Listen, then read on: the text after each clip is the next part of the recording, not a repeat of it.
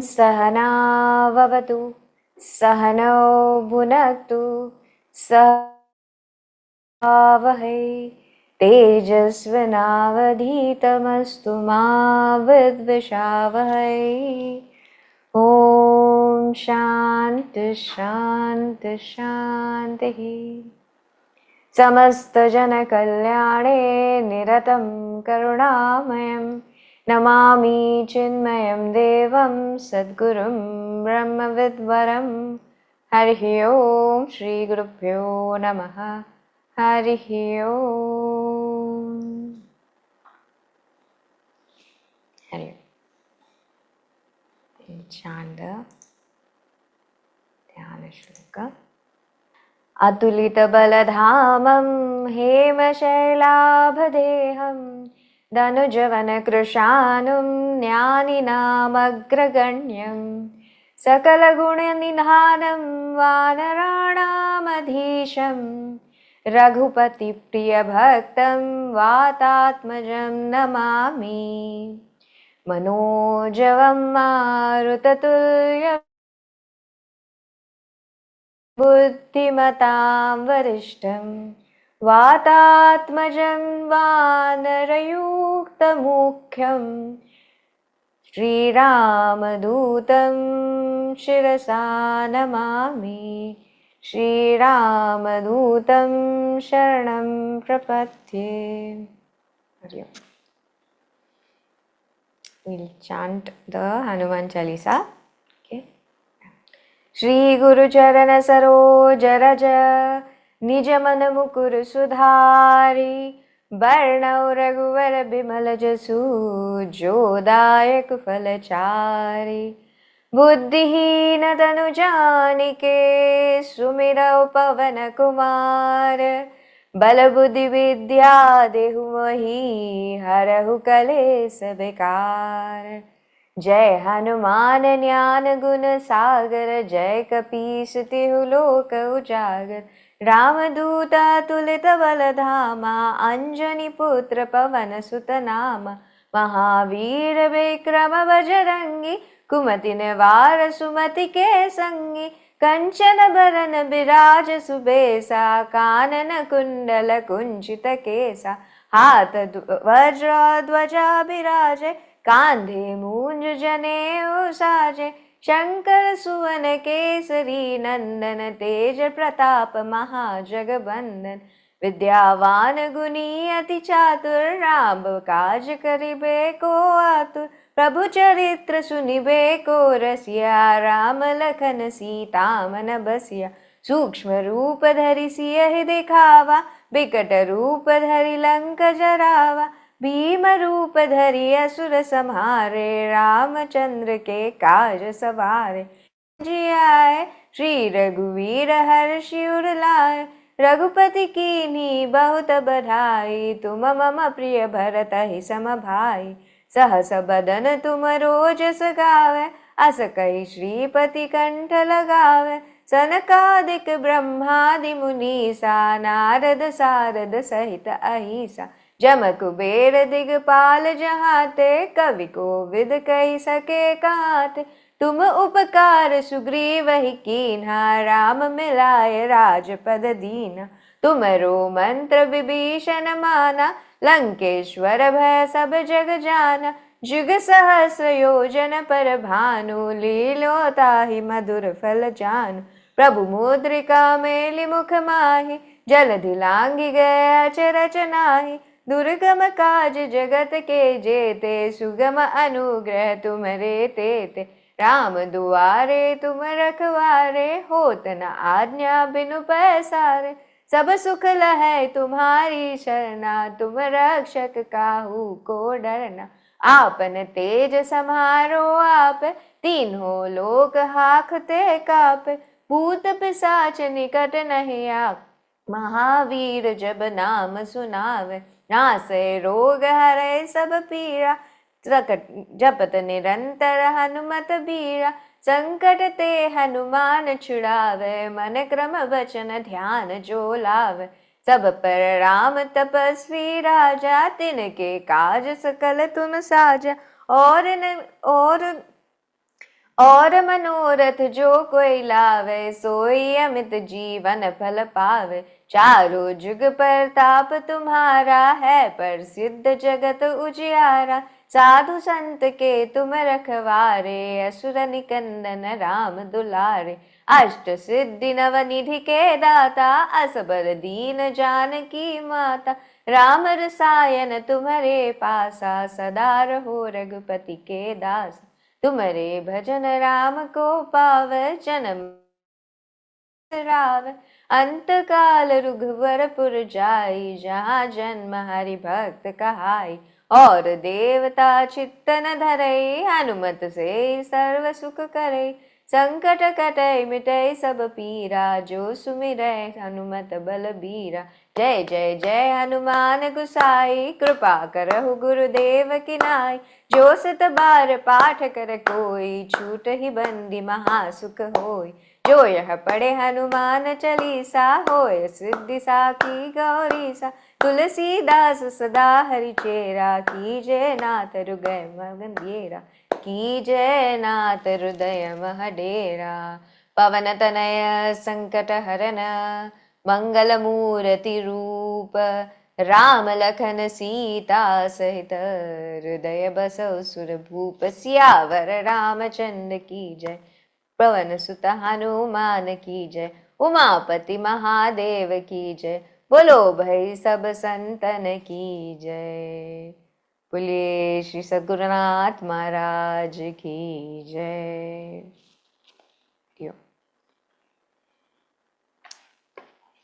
In any of our stories, right? Us, right? Whatever prasangas come, whatever situations come, they will have three aspects to them.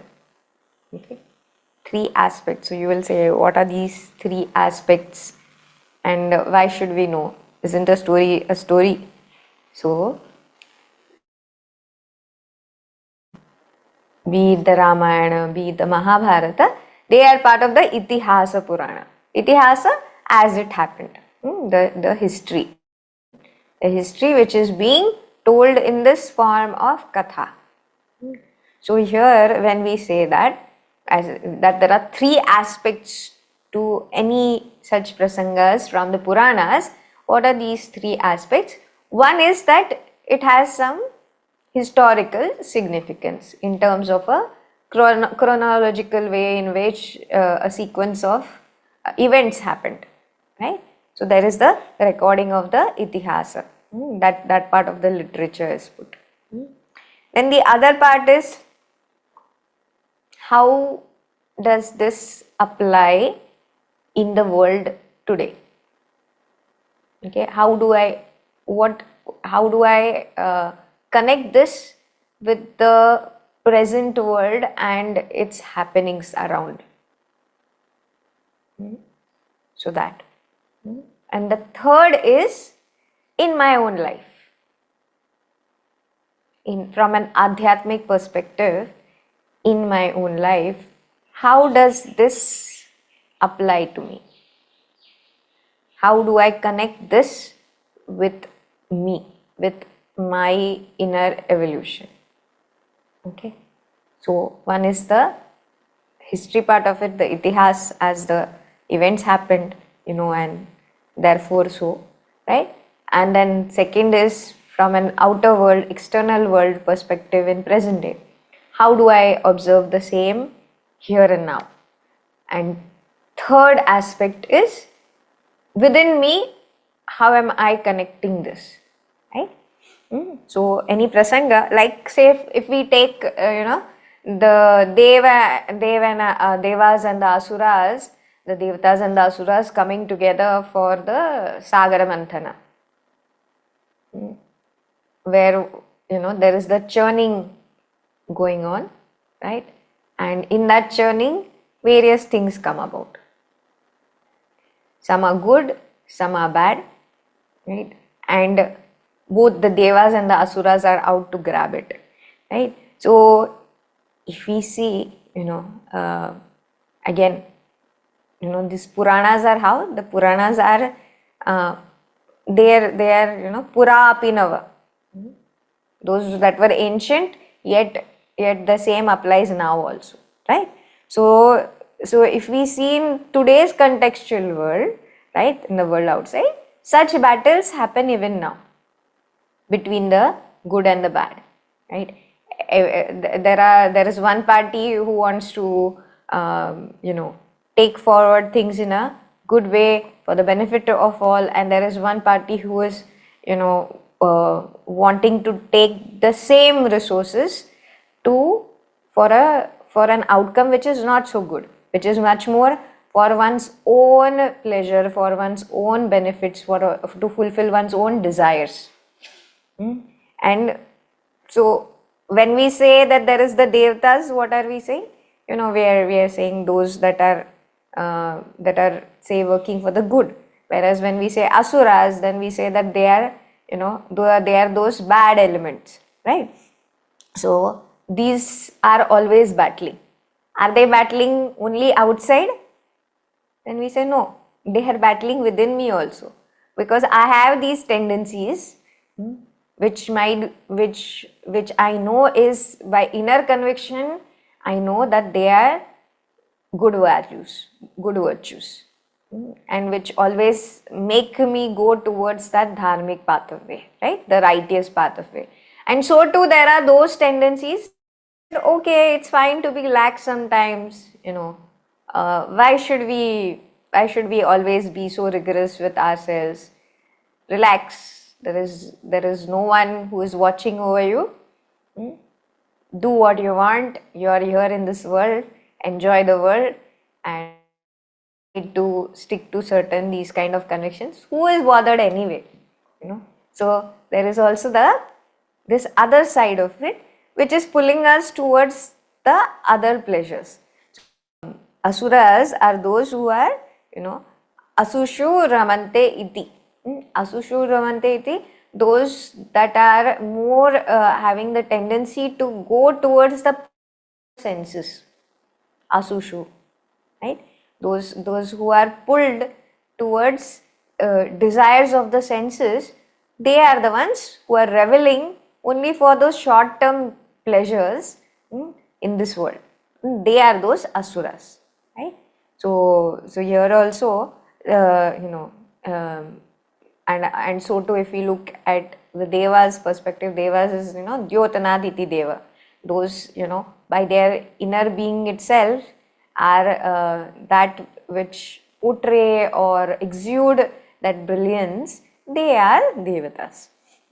So there is always this battle, be it outside in the external world, so too within ourselves, between the good and the bad. So if we see, one is that Sagar Manthan which happened, it has its that prasanga itself has some historical value. Then there is also from an external world perspective, we see that this is prevalent even now. And observing this, how does it help me? It helps me to again look within me also and know whether those particular qualities that I am seeing and I know are unrighteous, and I know those which are going to take me forward onto my destination, onto my evolution, then if I don't feel that they are righteous, if I know that they are not conducive towards my goal, then so too it applies to me that I also, when it comes to these kind of temptations, when these kind of pulls come for me, as a sadhaka, what should I do? As a sadhaka, I should also withdraw. Like the turtle, I should also withdraw my senses and go away from that situation when I am not able to exercise my conviction.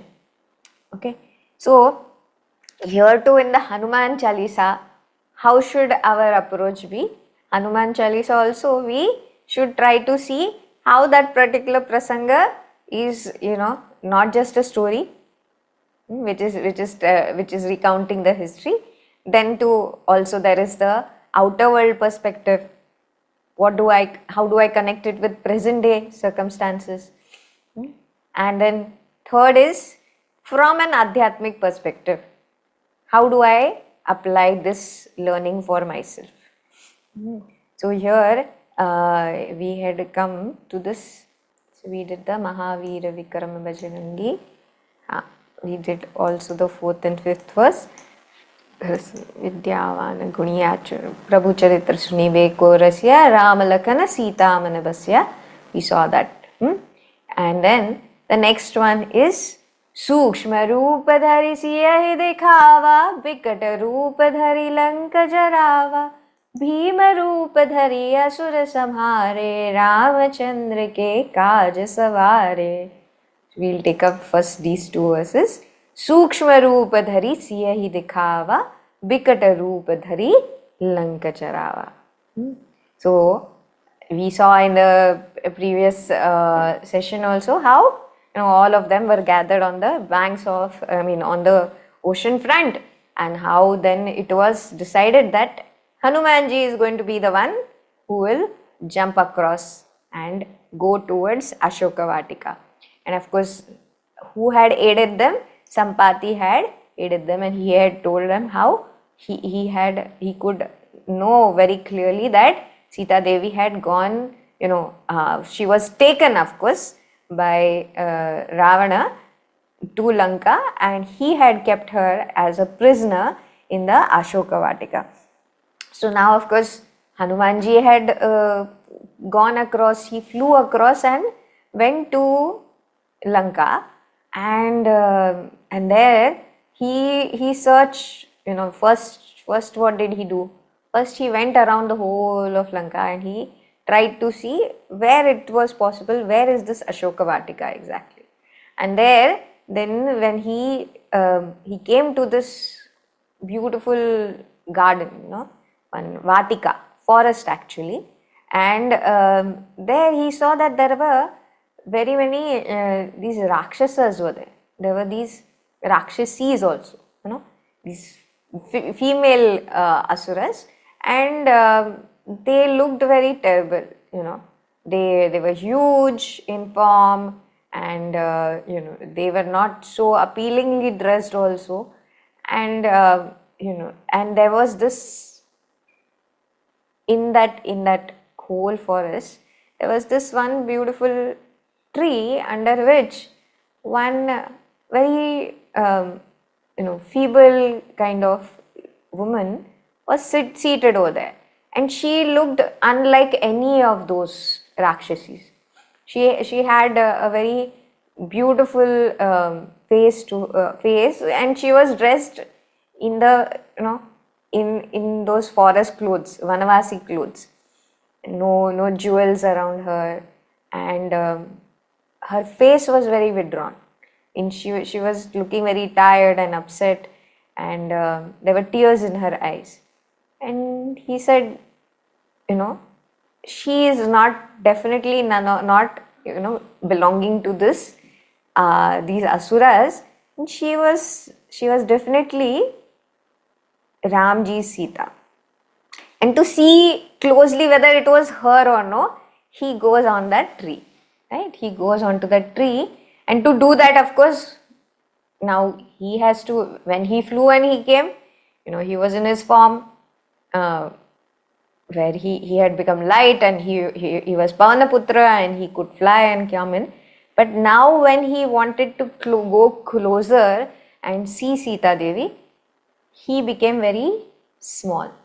He became like a tiny small monkey, like a Vanara. He was a Vanara, but now he became more like the other Vanaras whom you would see around.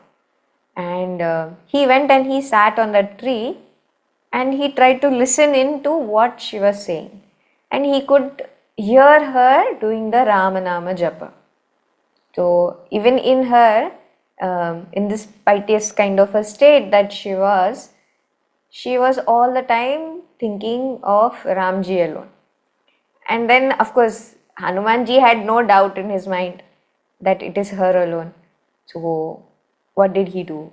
He then, he bowed down to her, and so that she doesn't get scared, he kept a distance. He didn't just immediately go to her and say, I'm Hanuman, I have come, Ramji has sent me, come on, let's go away from here. No, nothing like that.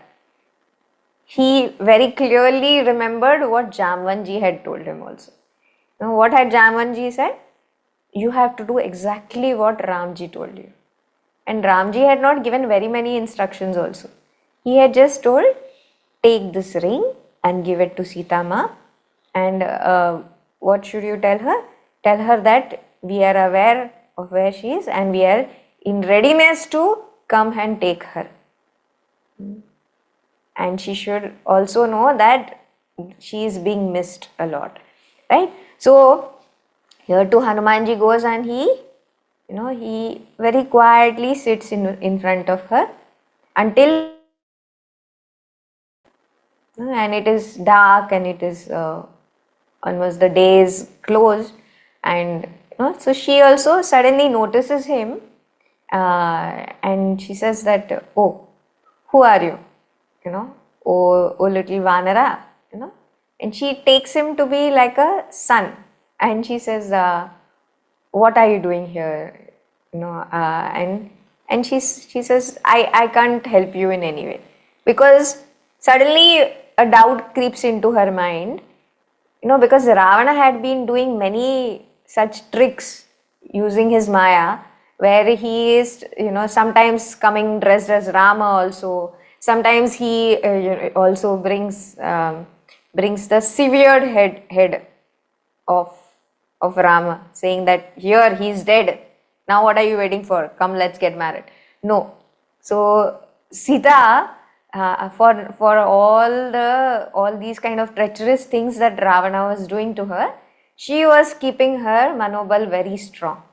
And though she appeared to be very feeble, very naive, yet she had her inner strength very active. And then, so when Hanuman comes over there, she doesn't immediately accept him as that Vanara. She asks him, who are you? And he immediately, so that there is no doubt in her mind, he shows her the ring which Ramji has given. And on seeing that ring, she just breaks down, because the name is there written on it, Ram, and she just breaks down and she says that, I knew Ramji would never abandon me, right? And that Ravana, who had tried making this Ashoka Vatika as a Shoka Vatika for her, because all the time he was putting her in grief only. But yet he had not so far been successful at it. But now, just before, when he had tried to kind of threaten her with a so-called severed head of Rama, she was about to break down.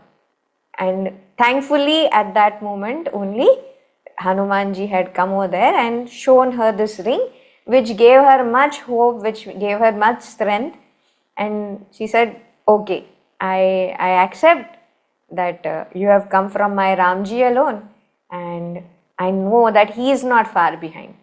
So now she's completely recovered, her strength is restored, and Hanumanji says, not to worry, Ma, I am here. Not just I am here, but soon Ramji is going to come with the entire Vanar Sena. And then he says, okay, first part of my work is done. Whatever task Ramji had told me, it is done now. Then he tells her that, Ma, I am very hungry. I have not, I have come across the ocean. What do you think it's okay to go around this Ashoka Vatika and take some fruits? And she says, there's no harm in it, go ahead. So now he suddenly goes back to his Rupa, and he starts shaking the trees. For him, he could have just eaten, right, the fruits. And that is what he does also initially. He goes from one tree to the other, picks the best of the fruits and he eats them. When he has had his fill, then what does he do? Then he decides, let's have some fun. and he shakes the trees and drops all the fruits down. And not just that, he makes sure that all the Rakshasas in that Ashoka Vatika are shaken up also. Saying that, oh, who is this? And they try to chase him from one place to the other. And further what? Further, he keeps moving, not just in the Ashoka Vatika, but he goes all around the place. And somehow, after some time, he says, okay, now I've had my fun of shaking up these people. Now let's meet this Ravana also, right? So when he lets himself be caught, then only it is that the Asuras are able to pick him up and take him to Ravana.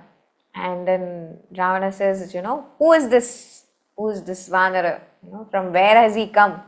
And what is he trying to say? So then he tells that, I have come as a representative of Ramji. And I want to show you what is the strength of one Vanara. And to this, Ravana starts laughing. And you can understand when Ravana laughs, there is only not one head laughing, there are 10 heads laughing. So it's a very huge kind of a laughter. And then, others might feel belittled or might feel overwhelmed by this kind of a show of laughter, But when it comes to Hanuman, what happens? Hanuman says, oh, this Ravana, he looks like a complete comedian. Just imagine 10 heads shaking like that.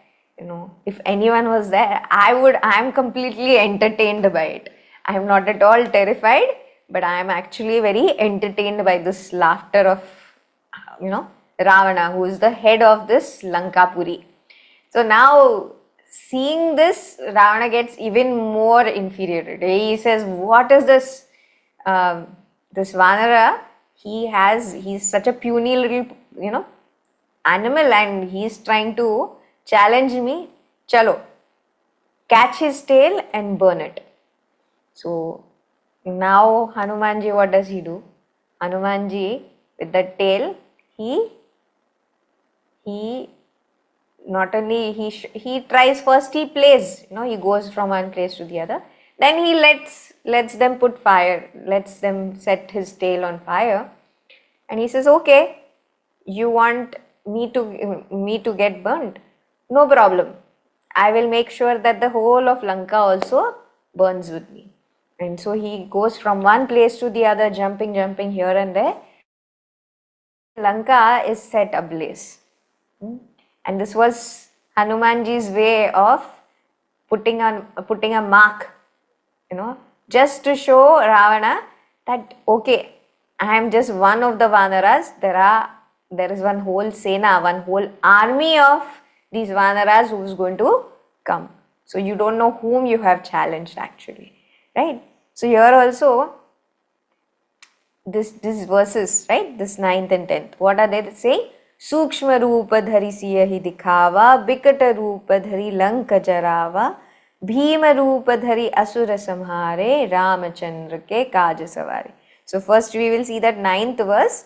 So when we say Sukshma Rupa Dhari Siyahi Dikhava, right, and Bhima Rupa Dhari Asura Samhara, you say, okay, fine, we got the story, very entertaining also, right, and also showed how much of power this Hanumanji has.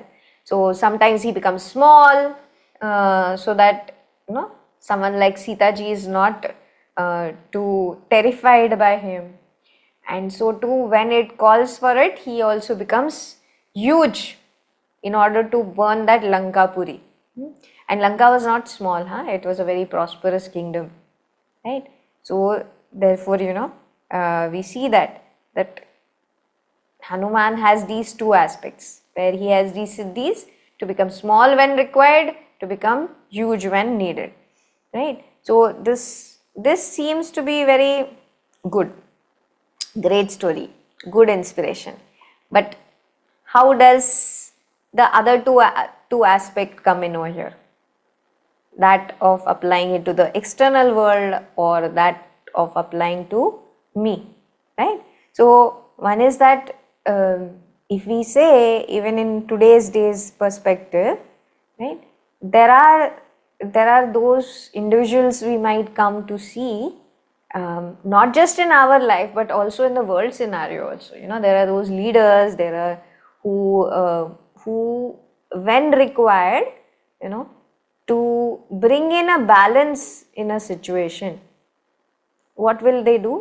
When required, they will step up and show their power, show their conviction, and when required, they will just step back and say, okay, let it happen as it has to. And that is what is implied with this story also, right? It is not just about becoming physically big or small.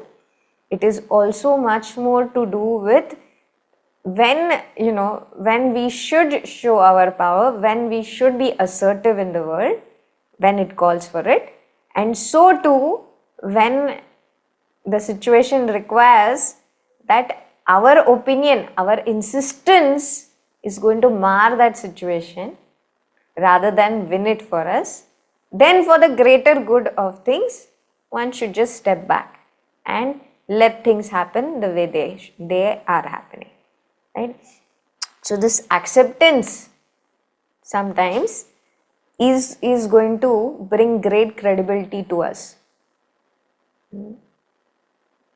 So that is what is being told here also. If we even read the commentary of Pujya Guruji, in that also he tells how, even later on, he will tell in terms of the Ashta Siddhi, how each of these Siddhis can be implemented in our own lives, right? So this is the, when we say that even if we look in terms of management learnings that happen in various seminars, etc. also, what is that which is emphasized more is that how am I a team person? When am I bendable, or when am I flexible, or when am I whether I am adaptable or not for a situation? Do I fit into a team or not, right? How well am I at blending with any situation, any scenario, so that I don't team. So those are some kind of skills that even management schools, etc. speak of nowadays, right? Whereas this was something which was clearly present and embodied by Hanumanji over there, where he says that okay, where required, he could become huge, to outweigh that situation, and when needed, he will play it small.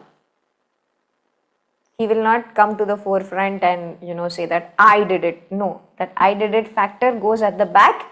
What comes as a priority is the largeness of the goal or largeness of the task or the work at hand. So that gains much more prominence in the face of a difficult situation rather than my own opinion or my own insistence for a particular situation which has come, right? So one who knows to take this sukshma rupa, also when to also take a vikata rupa. Not that you say that okay, I am a very I am a nonchalant person, I'm not very political, or I don't play these kind of games, I just sit back, be it a situation which calls for sukshma rupa or vikata rupa, I will stay neutral. No, we need both of these. In terms of today's scenarios, if we have to have a win-win situation, what is best? When required, play it up. When required, sit back, right? So this is what is literal translation, not just for the world outside, but also for me to evolve as a sadhaka. So as a sadhaka, what is it? As a sadhaka, when we see from that perspective, if I am able to be sensitive to such situations, if I know when this ahankara has to be made small, or when in view of the transactional world from the Vyavahar perspective, if I need to make this, play up that role that I am in view of the duty at hand, then I have to, make my aham, that false aham, rise. Okay. In what way? In being assertive, in making sure that the dharma's way is coming to the forefront, in making sure that the greater good comes to the fore, right? So here when we are having this kind of a confusion, whether I should just sit back or whether I should, go ahead and be assertive, what is the best way to think? Is this situation, is it in my hand? If it is in my hand, or rather if it is in my control, then in what way will my action benefit the greater good?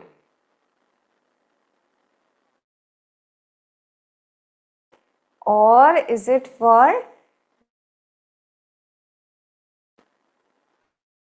benefit? So if it is in line with my goal, then go ahead and do that which is the better of the two, right? So that is how Hanumanji always played. It was never for his own benefit or his own good that he was doing something. Always it was Rama kaja karibeku atur. And that is what drove his actions. So here also, when we see, say, you will say, okay, those are in terms of different situations, no? But what if, for some small situations like at home, right? So how should we go about, like what situation? So when we see, even from a parental situation, right? So when somehow a point is not going across, how should I respond to that situation? Should I take Vikata Rupa or should I take Sukshma Rupa? So as per how we have to balance the situation, then we have to, when the situation calls for it, one has to be Vikata. When the situation calls for it, one has to become very Sukshma and play up with that, with that child and tell that child in the best way possible. If Sukshma doesn't work, then maybe the Vikata Rupa has to come about, right? So too, when someone is in sorrow, when someone is going through a bad patch of time, what is the best way to aid that situation? Is to become Sukshma. And what? And listen. Instead of giving some kind of advice, just listen to the person. So that also calls for becoming Sukshma only. Rather than jumping in and saying, I told you so, what should one do? And should say, oh, what happened? Tell me about it. Right? Listen to it, and only when the person is much more receptive and is asking for the advice, then give that advice to the person. Like how, like Krishna had given the Gita, the learnings of Gita to Arjuna. When did he give it to him? After his entire crying was over. After Arjuna Vishada Yoga is done, only then the Upadesha began. Right? When Arjuna surrendered and he said, okay, now you tell me, what should I do? Right? So here also the same only. So, one is that as from an adhyatmic perspective, what should I do in terms of this learning, Sukshma and Vikata? From an adhyatmic perspective, one is that I have to understand that when I am asserting my opinion or insistence, then what am I doing? I am trying to play my ahankar big. So what should I do then? If I don't have to, just become sukshma. Tell myself, okay, no need to say anything right now. Just listen, right? What is most important? The greater good. The larger good is much more important. And only when I become sukshma, in the face of whom? In the face of my Bhagwan, who is the largest support. Only when I am able to become sukshma will Bhagwan surface within me as my antaryami and show me direction. So what is best for me? Go into that silence, take that pause and listen, and you will get the right guidance, right? So to when Bhagwan says, right now for your better, what should you say? To say no. No to whom?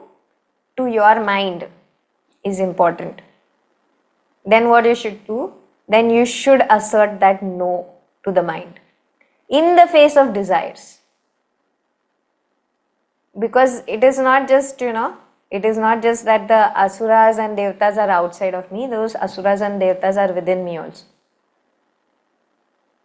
So if the asura within me is rising and telling me, pulling me towards something, I have to rise up and say no. That no has to come assertively as part of my conviction, right?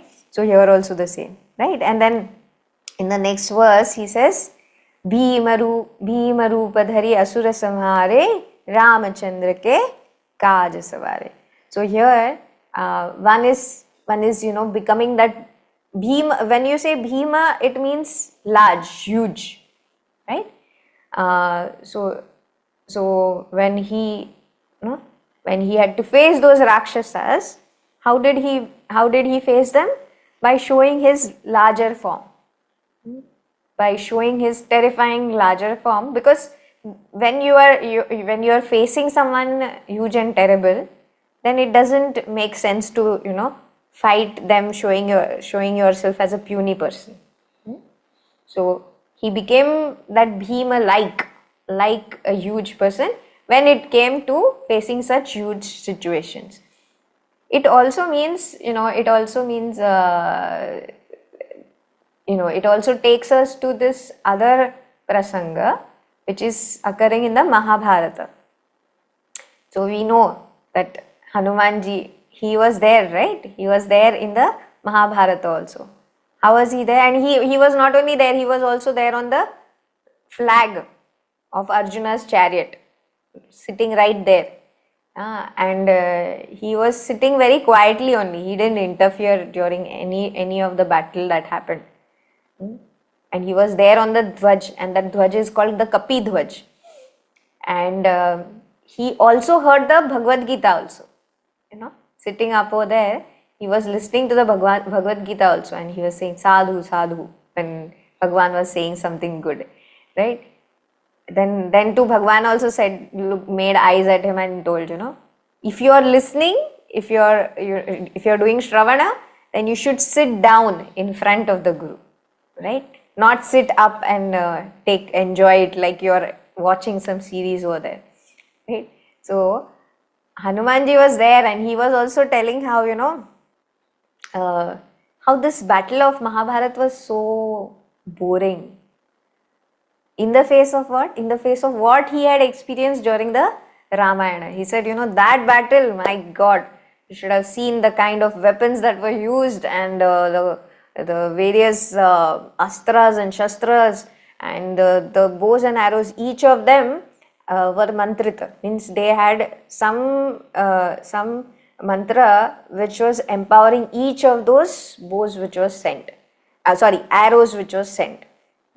So, and these were, one, if some of you had watched the Ramayana of the old times, I don't know, recent times I have not watched, the people do speak of the series, but in the old one, the Ramananda Sagar one, right, there was when they would shoot one arrow, it would amount to many more arrows coming from them, right? So yeah, as kids, when we would watch, it would be fun to watch this kind of a battle. No, but today's day, I don't know whether people will actually enjoy it as much. But yeah, Hanumanji, when he was watching, he said this Mahabharat's battle is very boring because one arrow and only one, one arrow would go. There's not so much of dynamics to it. So, then if we see actually also, if we read that portion of the Ramayana, it is a very horrific, ghor kind of a war which was there. Why was that so? Because these asuras who were there, Ravana and his sons, his brothers, all of them had got some or the other siddhis. They had, they were very tamasic. They also did upasana. They also did upasana just as the devas had done. But their upasanas were more tamasic in nature. Why tamasic? Much more they were doing for desires, for some kind of siddhis or attainments. And therefore they, like most of them were Devi Upasakas. Like there is Meghaduta. Meghaduta is again son of Ravana, and he was called Mayavi because he had a lot of these Mayavi kind of weapons. So it is said that when he would shoot an arrow, one part of the arrow would go up and one part would go down. So the one which would go up would normally shower waters, and the one which would go down would shower fire. Okay, so this kind of weaponry was there, and so he would do it at mass scale. Not that it would be only one arrow. One arrow which he shot would lead to many more such arrows going out, and that would amount to the entire Vanara Sena going down. So such was his skill, and when it came to the war, then what happened? Then this Meghaduta, he would injure everyone. So that part of it, of course, we will see in the next session, where the Sanjeevani comes about. But now coming back to our Hanuman and Bhima, right? So in the Mahabharata battle, what happened now? Before the Mahabharata battle, the Pandavas, they were in Vanavas, and while they were going from one place to the other, there was when they were staying at one place in the forest, and Draupadi, she asked that she had this wish that, oh, there is this beautiful flower called the Ketaki, and that Ketaki has such beautiful fragrance that she said that, oh, from somewhere she was getting that fragrance and she wanted to offer that flower to her Bhagwan. So then Bhim, he said, oh, just that, you want to offer that flower, I will go and get it. And he goes ahead and he's searching for that flower, and he says, he has a very strong sense of smell as such. So he said, I will be able to find it quick. And as he is going, suddenly on the path there is this old monkey sitting, and his tail is across that path. And when Bhim, he is just looking for that fragrance of that flower, and he is looking up, and suddenly he trips. And of course, when you trip, especially someone so huge like well-built person like Bhima, what happens? When you fall, it is a bad fall, because it is the fall of the pride. So he falls and he gets so irritated. First thing he does when he falls is he immediately looks around and says, oh, did someone see me fall? No. So he gets now so irritated and he looks at that old monkey and he says, hey, Why are you sleeping right here in the path of someone? Go sit somewhere in the side. And he says, that monkey, he doesn't even bat an eyelid. He's just with his eyes closed.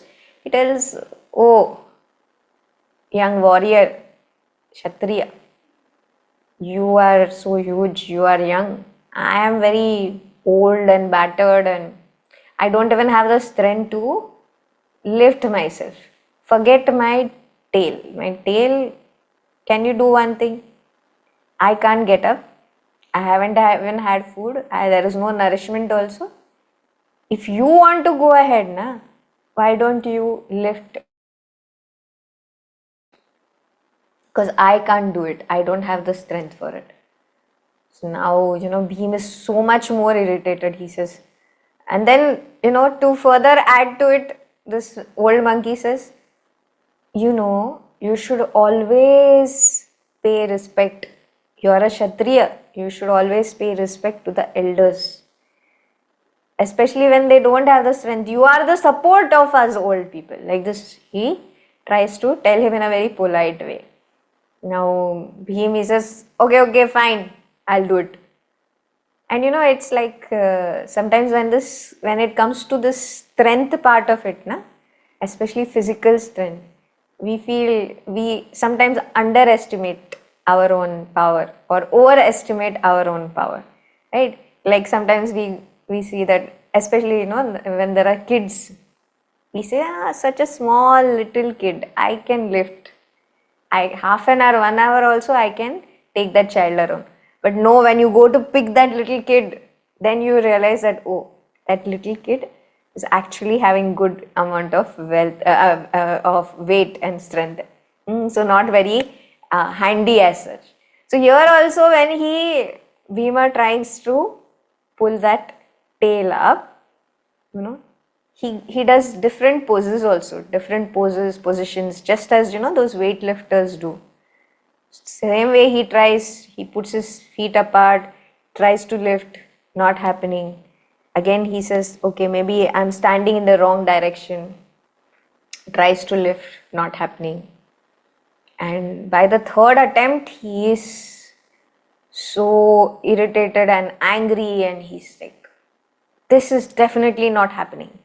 And he grunts and he shouts and he snarls, and now he realizes, wait a minute, what is happening? Who is this? And he asks that old person, are you playing some game with me? Are you some Mayavi? Do you have some hidden strength? Then I'm telling you, I am a very strong person. I have my own siddhis.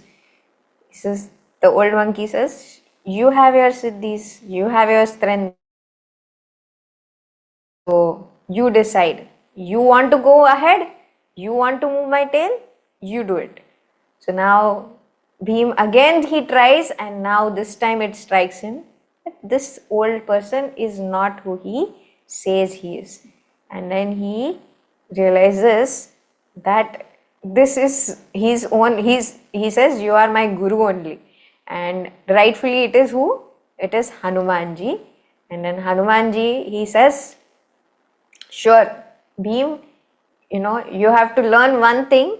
One is that you have to learn to respect the elders. Two is that, your strength should not just lie in the physical strength, but the strength should lie in the human character. That should be your strength.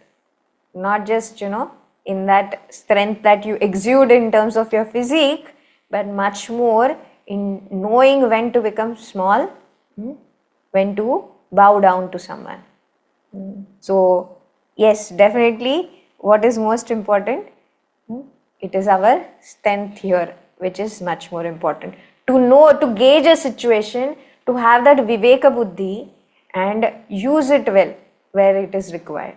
And that is what he says, So too, if we see, is it only at the physical level that the strength lies? No, sometimes we take pride also in our intelligence. He said that, my smartness, my intelligence, my scholarliness, my academics, my memory, right? sometimes people do that when they say that, oh, my memory is so amazing. But what happens when we have to remember that one particular thing that we had to do in time, we forget that itself, right? So like there was this Mahatma who had started a pravachan, and that, that person was started the topic, but somewhere is not able to connect to the topic which the person had in mind. And the person says also, so I was talking of this particular verse, and the Mahatma's going on trying to remember that particular verse, going on trying to connect to the topic, and it is just not happening. And then person says, shall I bring some book from your room and give it to you? Then the person, Mahatma, says, no, no, no, no, my mati will come back to me, not to worry, it will come back to me. But it, in that effort, people also, this is, that Mahatma says, okay, let's chant the name of the Lord. And they start a bhajan and saying, Shri Ram, Jai Jai Ram, Shri Ram, Jai Jai Ram, Shri Ram, Jai Jai Ram, Shri Ram, Jai Jai Ram. So like this, that Mahatma is trying to connect to their topic, but it is not happening. Then finally, after the Nama Sankirtan is done, that Mahatma says that whatever Bhagwan had to remind me of, that Bhagwan has reminded me. Whether that mati came back to me or no, my smriti came back to me or no, that is a different thing in terms of the world. But what Bhagwan had to remind me, that came to me in the right way, right? So here also it is the same only, right? Where Bhagwan says that, even in the Bhagavad Gita, what is told? It is told that smriti jnanam apohanam cha. Be it memory, be it knowledge, be it even forgetfulness, in whose grace and control it is under the grace of Bhagwan alone. So when these kind of prasangas are there, brought about in our Puranas through stories such as this, where one is proud of some particular aspect of one's personality, then Bhagwan says, wait, my dear child, I will tell you who is in control of it, right? So to bring down our pride only, these kind of stories have been told. So that is what here also Bhagwan is saying. So here he says, Sukshma Rupa Dhari Siya Dikhava, Bikata Rupa Dhari Lanka Jarava, Bhima Rupa Dhari Asura Samhare, Ramachandra Ke Kaja Savare. So in order to do that works or do whatever task at hand, which is nothing but Bhagwan's task only, what do we have to keep in mind? We have to keep in mind that this is my offering to Bhagwan. So nowhere should there be even a wee bit of pride which should creep in. If it creeps in, no problem. It is Bhagwan who will see that its fall comes, if it is required. Right? Anyway, we'll stop here. Om Purnamada Purnamidam Purnat Purnamudachyate Purnasya Purnamadaya Purnameva Vashishyate. Om Shanti Shanti Shanti. Harihi Om Shri Gurubhyo Namaha. Harihi Om. Loka samasta sukhino bhavantu. Loka samasta sukhino bhavantu. Loka samasta sukhino bhavantu. Syavar Ramachandra ki jai. पवन सुत हनुमान की जय। उमापति महादेव की जय। बोलो भाई सब संतन की जय। हरि ओम।